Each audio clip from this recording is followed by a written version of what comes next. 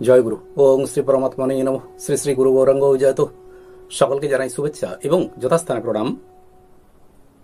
শ্রীমদ্ ভগবত গীতা অষ্টম অধ্যায় অক্ষর ব্রহ্মযোগ, এই অধ্যায়ের প্রথম দুটি শ্লোকে অর্জুন শ্রী ভগবানের কাছে বেশ কয়েকটি প্রশ্ন উত্থাপন করেছিলেন।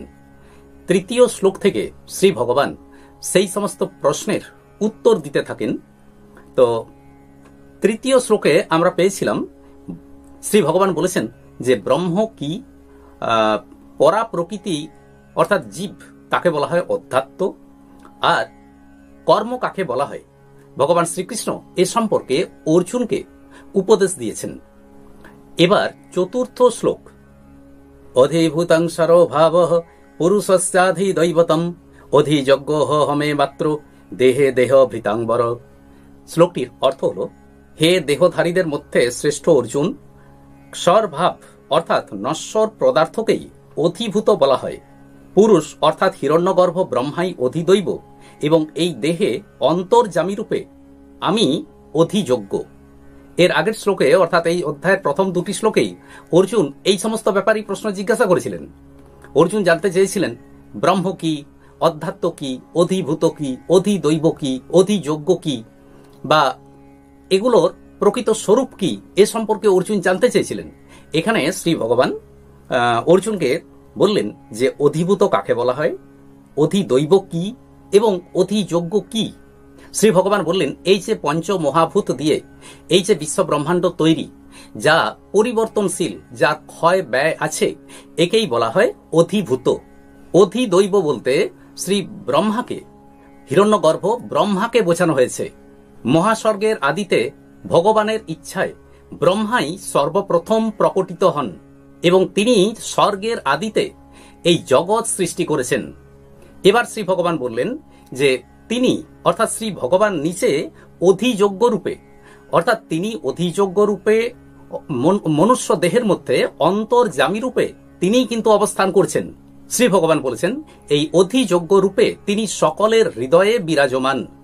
এবার শ্রী ভগবান বললেন যে এই যে জগতে বিভিন্ন প্রাণী, বিভিন্ন জীব রয়েছে, সেই প্রাণীগুলো পূর্ব জন্মে কৃত তাদের কর্মফল ভোগ করে, তাদের নতুন কোনো কর্ম তৈরি হয় না। কিন্তু মানুষের সাথে এখানেই পার্থক্য যে আমরা যখন মনুষ্য দেহ ধারণ করে আসি তখন নতুন কর্ম সৃষ্টি হয়ে থাকে, আর ওই সব কর্মের প্রেরক হলেন ভগবান স্বয়ং। শ্রী ভগবান বলছেন যে মানুষ এই যে নানান কর্ম করে থাকে, তো এই কর্মই তো তিনি আগেই বলেছেন যে কর্মই হলো বন্ধনের কারণ। কিন্তু এখানে শ্রী ভগবান বলছেন বা আগেও বলেছেন যে যদি এই কর্ম মানুষ কোনো প্রকার রাগ, দেশ, আসক্তি এই সব ত্যাগ করে অর্থাৎ রাগ দেশ বর্জিত হয়ে যদি মানুষ কর্ম করে থাকে, তখন সেই কর্ম পরিশুদ্ধ হয়, অর্থাৎ সেই কর্ম শুদ্ধ হয়ে ওঠে, পবিত্র হয়ে ওঠে, আর তখন তা কিন্তু বন্ধন কারক হয় না। গীতার তৃতীয় অধ্যায়েই শ্রী ভগবান বলেছেন এই রাগ আর দেশ, এই দুটোই হলো মানুষের জীবনের সবচেয়ে বড় শত্রু। মানুষ কামনার বশবর্তী হয়ে নানান নিষিদ্ধ কর্ম করে থাকে। শাস্ত্র বিহিত যে সমস্ত কর্ম, সেদিকে তার মন থাকে না, কেবলমাত্র এই কামনা, দেশ, আসক্তি এগুলোর কারণেই। আর মানুষ যদি এই কামনার বশবর্তী হয়ে কর্ম না করে, তখন তা বিহিত কর্ম হয়ে দাঁড়ায়। শ্রী ভগবান অর্জুনকে এখানে বলেছেন দেহ ভূতাং বর। এর দ্বারা তিনি বললেন যে দেহধারীদের মধ্যে অর্থাৎ যাদের দেহ আছে সেই দেহধারীদের মধ্যে তিনি শ্রেষ্ঠ, যিনি জানেন যে এই দেহে ভগবান বিরাজমান, যার এই জ্ঞান হয়েছে তিনিই হলেন শ্রেষ্ঠ। আসলে ভগবান প্রতিটি পদার্থের মধ্যে, অণু পরমাণু থেকে শুরু করে বিশ্বের সমস্ত কিছুর মধ্যেই তিনি তো বর্তমান। ব্রহ্ম, অধ্যাত্ম, জীব, অধিভূত, অধিদৈব, অধিযোগ্য ইত্যাদি ব্যাপারগুলোকে আমরা সহজেই বুঝে নিতে পারি যদি আমরা চিন্তা করি যে ধরুন আকাশটা এখন পরিষ্কার আছে, তো আকাশে আমি সূর্যকে দেখতে পাচ্ছি, নীল আকাশ, আকাশের নিচে আমি দাঁড়িয়ে আছি। তার মানে এই নয় যে আকাশের মধ্যে মেঘ নেই, সেখানে জল নেই, কিন্তু পরমাণু রূপে জল তত্ত্ব সেখানে কিন্তু বর্তমান। এই জল তত্ত্বই যখন বাষ্পীভূত হয় তখন তা বাষ্পীভূত হয়ে বাষ্পের আকার ধারণ করে আকাশে ঘনীভূত হয় এবং তা থেকে বৃষ্টি হয়। বৃষ্টিবিন্দু অর্থাৎ আকাশের মধ্যে সেই ছোট ছোট ক্ষুদ্র ক্ষুদ্র বৃষ্টিবিন্দুগুলো যখন ঠান্ডার সংস্পর্শে আসে তখন তা বরফের আকার নেয়। বাষ্প আকারে যখন জল ছিল সেটি ছিল তার সূক্ষ্ম রূপ, আর যখন তা বরফ আকার গ্রহণ করলো তা হলো তার স্থূল রূপ। কাজেই এখানে বুঝতে পারলাম একই জল, জল একই, কিন্তু তার বিভিন্ন রূপ রয়েছে।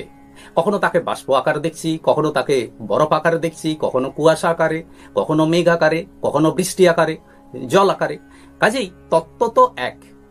ঠিক একই রকম ভাবে এই জীব, অধ্যাত্ম, অধিযোগ্য, অধিদৈব, অধিভূত, এগুলোকে ভিন্ন ভিন্ন রূপে আমাদের মধ্যে প্রতীয়মান হলেও তত্ত্বের দিক থেকে এই সবকিছুই একই। আর একেই সপ্তম অধ্যায়ে বলা হয়েছে বাসুদেবঃ সর্বম। আজ এই পর্যন্তই। আসুন এবার শ্রী ভগবানের মহামন্ত্র জপ করি।